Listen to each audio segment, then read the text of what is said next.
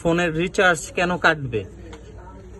এইটা আপনারা কোম্পানিকে কেন বলেন না যে আমাদেরকে কাস্টমার কেয়ারে কল দিলে, তথ্য দিলে আমাদেরকে যাতে জনগণ ফ্রিতে কল দিয়ে আমাদের সেবা নিতে পারে, এটা কেন আপনারা ব্যবস্থা করেন না? সেক্ষেত্রে আমরা সেই ব্যবস্থা করছি স্যার। সেক্ষেত্রে আমাদের কারিগরি কার্যক্রম চলছে। এরকম তো বহু বছর শুনে যেতেছি। আপনি এই সিমটা দেখেন কত সাল থেকে ইউজ করি, কোটি টাকা ছাড়াই গেছে।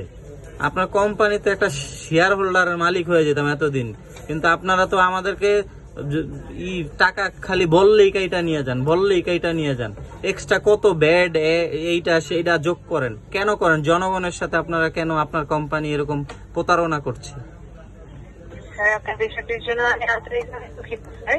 স্যার, বিকাশ হেল্পলাইনে কল করতে ডায়াল করতে হবে 1624। হ্যাঁ, আমি আর আমার জানা থাকলে আমি আর কল করব না, কারণ আপনার 11 মিনিট 58 সেকেন্ড 12 মিনিট হয়ে গেছে। আপনি 12 মিনিট কথা বললাম, আমার 12 টাকা কই গেছে এইটার তথ্যই দিতে পারলেন না, তাহলে আপনাদেরকে কল করে কি লাভ? আমার আবার আপনাকে কল দিলাম, আপনার টাকাও আমার যাচ্ছে, 12 মিনিটে টাকা কাটছে। বিকাশ নাম্বার থেকে স্যার। বিকাশ নাম্বার, বিকাশে কেন টাকা নিবে? বিকাশ আর আপনারা মিলে একসাথে চুরি করেন। বিকাশ নিলে তো পুরোটাই নিত।